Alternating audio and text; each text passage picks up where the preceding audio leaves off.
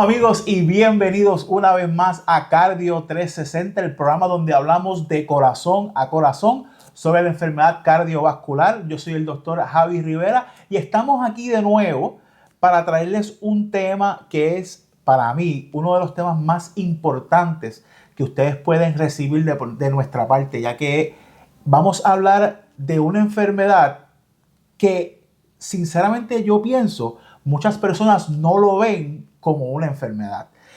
Vamos a hablar de la obesidad y cómo la obesidad influye no tan solo en la enfermedad cardiovascular, que es el centro de nuestro podcast, sino vamos a ir más allá del corazón y cómo esto se convierte en una enfermedad multifactorial. Y para eso tenemos aquí a uno de los expertos que literalmente cambian vidas desde el quirófano. Con nosotros está el doctor Jared Robles, cirujano bariátrico del Hospital Damas de Ponce. Jared, bienvenido aquí a Cardio 360. Gracias por tenerme aquí y gracias a la televidencia por estar sintonizándonos. Pues mira, hoy vamos a hablar sobre la obesidad, ¿verdad? Y cómo la obesidad afecta el corazón y cuándo es que la medicina moderna, ya sea por cirugía o por medicamentos que ahora están en toda la moda, pues cuándo es que tenemos que nosotros como profesionales de la salud intervenir, ¿verdad? Y cómo escogemos cuál es el camino de tratamiento que vamos a utilizar con diferentes pacientes. Así que, primero que nada, ¿cuándo es que, verdad? Hay muchos pacientes que llegan a la oficina y dicen, doctor, pero yo lo que estoy es gordito. Yo realmente, ¿cuándo es que uno deja de ser gordito y se convierte esto en una enfermedad? Pues eso es una buena pregunta. La obesidad básicamente está afectando, la prevalencia es casi del 35 al 40% de la población en Puerto Rico y en Estados Unidos, y 1 de cada 4 tiene obesidad severa, ¿verdad? Para diagnosticar a algún paciente con obesidad se utiliza el peso, ¿verdad?, del paciente ¿verdad? Y la medida del paciente, y se hace una tasa, y de esa tasa básicamente se sacan unos números, que es el índice de masa corporal, ¿verdad?, el BMI en inglés. Basado en el BMI es que se hace la clasificación de obesidad. La obesidad tiene 3 clasificaciones, está clase 1, clase 2 y clase 3, siendo clase 3 lo más severo, ¿verdad? Y estos pacientes de clase 3 son los pacientes que usualmente se benefician de la cirugía, ¿verdad? Obviamente hay diferentes tipos de tratamientos, pueden haber tratamientos médicos, ¿verdad?, como más tratamientos quirúrgicos, también hay tratamientos endoscópicos, ¿verdad? Pero depende, ¿verdad? Depende obviamente de las comorbilidades del paciente. Usualmente la cirugía es lo más efectivo. Cuando, ¿verdad? Y es algo que yo creo que todos nosotros en nuestra vida en algún momento hemos tenido algún tipo de batalla contra la obesidad. Y yo lo digo, ¿verdad? En mi carácter personal, yo todavía la tengo. O sea, en mi caso, mi peso más grande en mi vida fueron 450 libras. Wow. Y yo llegué a bajar 200 libras. Wow. Y todavía estoy en el punto donde pues batallo con ella. Hay subes y bajas. Claro. Yo sí me he beneficiado de algunos de estos tratamientos y yo sé que hay muchas personas que quisieran intentarlo, pero también hay un estigma y hay un miedo porque piensan que buscar ayuda médica para bajar de peso es buscar la vía fácil. Claro, ¿verdad? Obviamente es bien importante ¿verdad?, para las personas que nos están viendo, que la obesidad, como tú mencionas, Javi, ¿verdad?, es una enfermedad, ¿verdad? Una enfermedad que tiene tratamiento, es igual que la diabetes, igual que la hipertensión, es una enfermedad crónica que tiene tratamiento, ¿verdad? Y obviamente hay cierto estigma, como tú mencionas, acerca de los pacientes con obesidad. Y hay tratamientos, obviamente, como mencioné, médicos y quirúrgicos. No es como la gente piensa, que es que me voy a operar porque me quiero ver flaquito, porque quiero estar más delgado. Es simplemente, ¿verdad?, esto es salud, ¿verdad? Y obviamente la obesidad pues afecta muchos renglones de la vida de los pacientes, especialmente pues el corazón, la hipertensión, diabetes, apnea del sueño, tiene muchos efectos en el paciente. Así que pues obviamente adelgazar y bajar el peso pues al final del día es salud para el paciente. En nuestro caso, ¿verdad?, de cardiología, la obesidad, como tú bien dices, causa hipertensión, que es uno de los efectos más comunes. El paciente que es obeso, en la gran mayoría de los casos, es hipertenso, pero no solo eso, puede causar cardiomiopatía, fibrilación atrial, fallo cardíaco congestivo y más que todo, enfermedad coronaria. Las arterias del corazón se pueden empezar a tapar y entonces que ahí vienen los infartos y más complicaciones que se pudieran cubrir a tiempo si el paciente toma una decisión de esto no es tan solo me voy a operar o voy a inyectarme este medicamento o me voy a poner el globo gástrico. Es algo que tienes que seguir un tratamiento y un seguimiento por el resto de tu vida. Básicamente, la obesidad, en mi opinión, también es mental. O sea, sí, hay un efecto. Un efecto mental. Y como tú mencionas, muchas de estas condiciones pues, son reversibles, ¿verdad? Y si se cogen a tiempo, probablemente el paciente no va a desarrollar estas condiciones, como tú mencionas, la hipertensión, infarto, stroke. Muchos pacientes pueden hasta curarse de la diabetes, ¿verdad? Curarse de la hipertensión, ¿verdad? Curarse de estas enfermedades o prevenir, ¿verdad? Prevenir un infarto, prevenir fallo congestivo cardíaco, prevenir tumores, ¿verdad? Cáncer, ¿verdad? Eso está también bastante estudiado, así que pues tiene muchos efectos el bajar de peso y controlar la obesidad. Bueno, pues entonces vamos a hablar un poquito acerca de los distintos tipos de tratamientos que nosotros como profesionales podemos ofrecerle a nuestros pacientes en el momento, ¿verdad? Que ellos vengan a nuestras oficinas preguntando por una alternativa de salud. Porque obviamente la primera parte es dieta y ejercicio. Esa es la base. Claro. Dieta y ejercicio es como que la base. Pero de ahí en adelante, Yaret, ¿cuáles son las opciones que tienen nuestros pacientes para trabajar y pues tratar su obesidad? Pues como menciona Javi, es bien importante la dieta y el ejercicio. Esa es la base de toda, ¿verdad? Todo tratamiento. Luego de eso, ¿verdad? Tiene que haber un cambio, ¿verdad? en la persona y usualmente el paciente tiene que estar convencido de que ¿verdad? Necesita ese cambio. Para pacientes con obesidad clase 3, ¿verdad? Que con obesidad mórbida o clase 2, ¿verdad? Que son pacientes entre 35, más de 35, pues está la cirugía, ¿verdad? Hay pacientes también que utilizan medicamentos, ¿verdad? Que son los famosos GLP-1 receptor agonists. En eso hay varios medicamentos, ¿verdad? Está el Mounjaro, que es la tirzepatida, está el semaglutide, ¿verdad? Hay otros medicamentos aprobados por la FDA, la fentermina, el topiramate. Todos estos medicamentos tienen que ser recetados, ¿verdad? Bajo supervisión médica, ¿verdad? Y tienes también efectos secundarios de los medicamentos. Lo otro es el costo, ¿verdad? Que tienen estos medicamentos, que no todos los pacientes tienen accesibilidad y pues tienen acceso y el costo de estos medicamentos.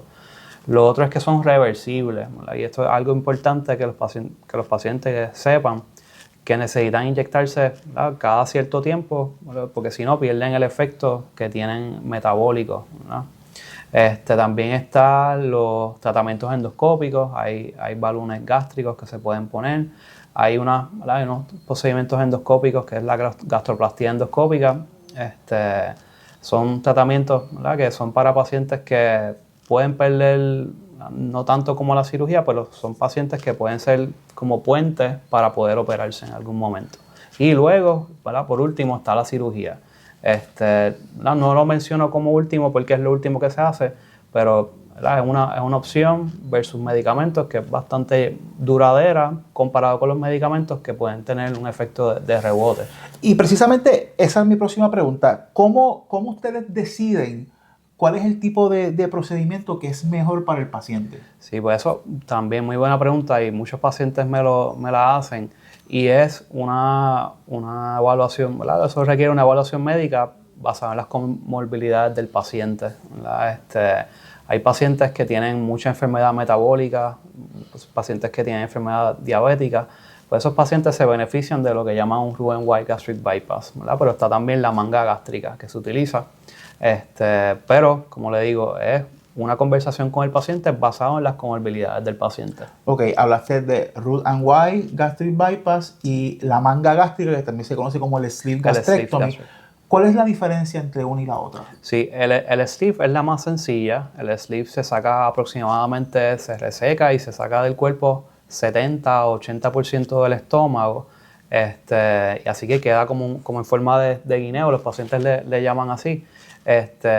Y la otra contraparte, que es el Roux-en-Y gastric bypass o el bypass gástrico, se hace un estómago bien pequeñito, más o menos del tamaño de un huevo, y se hacen dos conexiones, una con ese estómago nuevo y otra más abajo en el intestino. Y eso lo que hace es que cuando el paciente ingiere alimentos, hay como un puente que lleva esa comida de ese estómago pequeñito directo al intestino. Versus el sleeve, en el bypass no se saca nada, simplemente se hacen conexiones y se hace el estómago mucho más pequeño. ¿Okay? Hay muchos pacientes, y lo sé porque me lo han mencionado, que hablan acerca de cuando uno se hace este tipo de cirugía, hay una mala absorción de alimentos luego de la cirugía. ¿Cómo funciona esto en cuestiones de los diferentes tipos de enzimas y lo que se secreta del estómago a la hora de la digestión? Sí, a diferencia del sleeve, en el bypass no se saca el estómago, así que todas esas enzimas de digestión, ¿verdad?, van a pasar por otro lado, ¿verdad?, y se van a unir, ¿verdad?, en el intestino delgado. Eso hace, ¿verdad?, un efecto metabólico en el cuerpo que lo que induce es un cambio hormonal en el cuerpo. Así que va a haber un cambio de hormonas y van a ver si ciertas comidas que no se absorben, pero, ¿verdad?, por eso es que es bien importante que los pacientes se tienen que seguir, ¿verdad?, anualmente con su médico, con su cirujano, y necesitan vitaminas, ¿verdad?, vitaminas y minerales, porque si hay cierto grado de absorción, no es algo bien severo, pero sí necesitan ser atendidos, ¿verdad?, por su médico, y necesitan vitaminas de por vida, ambos procedimientos, ¿verdad?, ambos el sleeve con el bypass, quizás un poco más con el bypass, pero como te digo, es un proceso de mala absorción, pero es creado para que puedan bajar de peso. En el momento que el paciente decide ir por el camino de la cirugía y lo discuten con ustedes, ¿cómo ustedes entonces hacen ese discernimiento de que, ok, a ti te conviene hacer el manga o a ti te conviene hacer el Roux-en-Y gastric bypass? ¿Cómo ustedes determinan si hay una diferencia entre una y la otra? ¿Cómo se toma esa decisión? Sí, esa es buena pregunta, ¿verdad? Es una decisión informada con el paciente, ¿verdad? Basado en sus condiciones médicas, ¿verdad? Por lo menos si me llega un paciente con obesidad, pues pacientes que tienen acidez o reflujo o diabetes, pues estos pacientes probablemente se benefician más de un bypass, ¿verdad? Si el paciente no tiene enfermedades metabólicas bien severas, no tiene acidez o reflujo severo, un sleeve, ¿verdad?, o una manga gástrica. También hay pacientes que vienen a la oficina, ¿verdad?, y dicen quiero perder mucho más peso, pues probablemente ese paciente se beneficia más de un bypass gástrico. Obviamente, como siempre, pues se le discuten los riesgos, los beneficios de la cirugía, y se toma la decisión informada con el paciente, ¿verdad? Yo no simplemente digo te toca esta o te toca esta, ¿verdad? Siempre es una decisión informada con el paciente basado en sus condiciones, ¿verdad?, y comorbilidades. ¿Cuánto tiempo toma la cirugía? Pues aproximadamente una manga gástrica puede ser 1 hora, 1 hora y media. Un bypass entre más o menos 2 horas, 2 horas y media, ¿verdad?, en promedio. ¿Y todo es en laparoscopía? Todo, ¿verdad?, todo se hace por incisiones pequeñitas, en laparoscopía o cirugía robótica mínimamente invasivo. El proceso de recuperación, porque hay muchas personas que piensan, ¿verdad?, que pues esto es un procedimiento, me van a cortar una parte de mi cuerpo. ¿Cuán difícil o cuán sencillo pudiera ser el proceso de recuperación para el paciente luego de uno de estos procedimientos? Pues mira, Javi, eso es bueno, ¿verdad? La recuperación es muy buena, ¿verdad? Los pacientes están caminando ya en horas después de operarse, ya que se hace por rotito. Los pacientes están caminando rápido después de la cirugía y queremos eso, ¿verdad?, que se estén moviendo, que estén ingiriendo alimentos. Sí hay unas fases de dietas que los pacientes tienen que cumplir para entonces poder hidratarse y poder alimentarse. Al principio la dieta es líquida, ¿verdad? Solamente agua. Solamente agua al principio y luego van pasando batidas, ¿verdad? Ciertas cantidades de onzas de líquido bajo en carbohidratos. Las primeras 2 semanas, la cirugía, luego de la cirugía, pues son 2 semanas de dieta líquida, altas en proteínas, ¿verdad? Y bajo en carbohidratos. Luego de eso, pues se va progresando poco a poco porque obviamente el estómago es mucho más pequeño. Más o menos tiempo en el hospital por manga gástrica de 1 a 2 noches en el hospital, por bypass más o menos de 2 a 3 noches en el hospital. Más o menos tiempo de recuperación yo diría de 1 a 2 semanas. Así que es bastante llevadero, ¿verdad? Y usualmente los pacientes se van, pacientes de bypass 2-3 días, sleeve de 1 a 2 días. Y obviamente luego del procedimiento, luego de la cirugía, la recuperación es sumamente importante y no es que te fuiste a recuperarte a tu casa.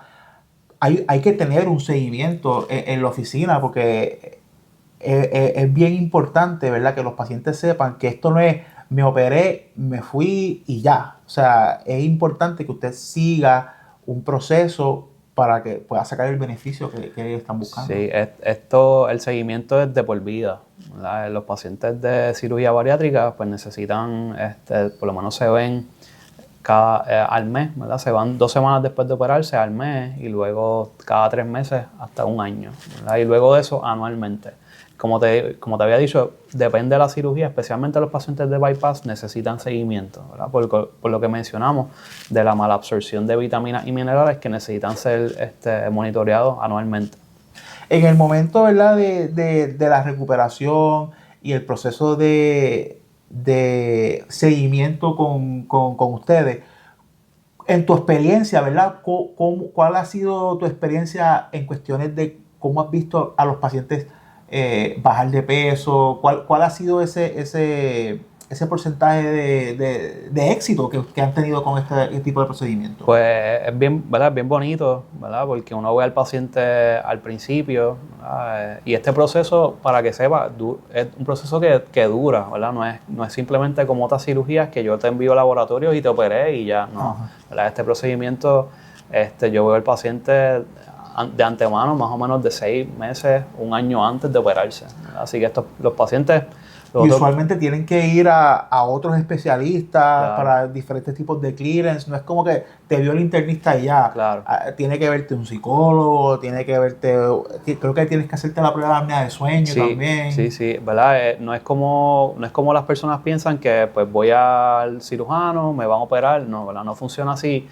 ¿Por qué? Porque queremos asegurarnos que el paciente esté lo más óptimo posible para hacerse la cirugía. Si, por ejemplo, el paciente necesita verse con un cardiólogo y optimizarse su corazón, si tiene que verse con el neumólogo para ver que no tenga apnea del sueño, tiene que verse con un psicólogo, hay que hacer una endoscopia, si hay ciertas cosas que hay que hacer antes de la cirugía. Pero para contestarte la pregunta, luego que llegan los pacientes, pues es una experiencia muy buena, ¿verdad? Porque los pacientes obviamente pues ven el cambio físicamente y tú ves el cambio físicamente en ellos. Así que es bien gratificante pues poder ver a los pacientes luego que los operaste después de cierto tiempo que el cambio se nota. Sí, ustedes se sienten bien, ¿verdad? Como cirujano, el ver el éxito del paciente y el paciente obviamente se va a sentir que su vida cambia por completo. Y no solo eso, algunas veces me dicen, mira, dejé de usar estos medicamentos, ya no los tengo que usar, la hipertensión la tengo controlada, no soy diabético ya, me enseñan los laboratorios, mira mi glicosilada cómo está. Así que es bien gratificante tú poder, como cirujano, pues tratar algo que uno siempre ha pensado que siempre se trata médicamente, por ejemplo, para darte un ejemplo, la diabetes, ¿verdad? Y que con una cirugía pues algo se puede curar. Ok, ahora vamos al otro extremo. Claro. ¿Existe el fracaso post cirugía bariátrica? Sí, ¿verdad? Y está descrito, puede pasar, ¿verdad? Puede pasar, pueden haber pacientes que sí pueden engordar luego de la cirugía, y eso algunas veces tiene que ver con hábitos del paciente, ¿verdad? Hábitos del paciente y en la clínica, ¿verdad? Cuando un paciente llega a nosotros, pues ¿verdad? Como le dije, es un cambio de vida, ¿verdad? Es un cambio de vida bien extremo a lo que hacían antes, a lo que tienen que hacer, ¿verdad? Así que sí puede haber cambios, pueden haber pacientes que puedan volver a engordar. No es, ¿verdad? No son todos, ¿verdad? Y no es un % alto, ¿verdad? Pero sí siempre está ese % de pacientes que pueden engordar. Pacientes que pudieran, ¿verdad? Que se han sometido a este tipo de procedimientos, luego bajan de peso y llega un punto donde sienten que están empezando a aumentar luego de varios años. Uh-huh. Este tipo de procedimiento se puede ir en conjunto con estos medicamentos GLP-1. Sí, eso es muy buena pregunta. Y de hecho hay pacientes que se pueden estancar en el proceso luego de operarse en su peso. Y estos son pacientes que sí pueden ser elegibles para agonistas de GLP-1 y se pueden ayudar al paciente. De hecho, en el presente, pacientes que se están estancando en el proceso se pueden comenzar en estos medicamentos luego de haberse operado y si se estancan. Lo otro es que hay pacientes que luego, vamos a suponer que es alguno de los ejemplos clásicos, una paciente fémina, edad reproductiva, se hizo la bariátrica y algunas veces llegan con la ilusión, mira, yo quiero ser mamá y quiero perder peso y entonces se le hace la cirugía. Usualmente la más común es el sleeve y mira, pueden tener su bebé, ¿verdad? Porque bajaron de peso y entonces un par de años después, luego de los embarazos, pues pueden aumentar. Pues estas pacientes se puede revisar ese sleeve y se puede convertir a otra cirugía para que puedan nuevamente bajar de peso. Esa era otra de las que mi próxima pregunta. Una persona que se haya sometido a cirugía bariátrica, ya sea sleeve o Roux-en-Y, ¿se pudiera reoperar nuevamente? Sí, se puede operar, ¿verdad? Y obviamente hay un issue de los planes, claro, de los planes médicos. Si lo cubrieron una vez, pero suerte sí, ahí que no lo puedan de nuevo. Pero sí, ¿verdad? Se pueden, teóricamente, si los pacientes, una de las cirugías que más se hace a nivel de Estados Unidos y Puerto Rico es la manga gástrica. Y lo bueno de la manga gástrica es que tiene la oportunidad de poder convertirse en otro tipo de cirugía, ¿verdad? Mencionamos el bypass y la manga, pero hay otros tipos de cirugía que pues, se pueden utilizar que son unas herramientas un poquito más poderosas en términos de pérdida de peso quirúrgica. Y el sleeve es una de las más sencillas que tiene ese potencial de revisión. Igual el bypass, pero el sleeve quizás un poquito más. El bypass sí es como un poquito más fuerte, pero sí tiene Porque en el bypass tú estás moviendo intestino, sí. El sleeve solamente cortas un corte. Un pedazo. Y el estómago es un músculo, o sea, el estómago puede volver a tener su stretch. Puede volver, ¿verdad? No, obviamente no va a volver a lo que era antes, pero sí, esa es otra pregunta que me hacen los pacientes. No, doctor, ¿me puede volver a crecer el estómago? Pues sí, como tú mencionas, es un músculo, puede crecer, pero nunca va a volver a crecer a lo que era antes, ¿verdad? Así que sí puede haber algún tipo de crecimiento, pero no lo que era antes.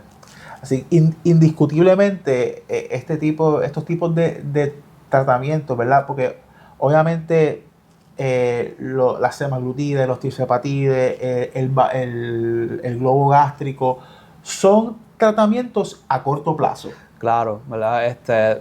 Ahora mismo, por la data científica, lo más costo efectivo a largo plazo que tiene efecto ¿verdad? A largo plazo es la cirugía, ¿verdad? Estos medicamentos son muy buenos, ¿verdad? Son muy buenos, pero ahora mismo ninguno se asemeja a la cirugía en términos de pérdida de peso, ¿verdad? Sí. Ahora mismo el más es la tirzepatida, pero aún así todavía no llega al efecto de la cirugía. No, y no es costo efectivo, ¿verdad?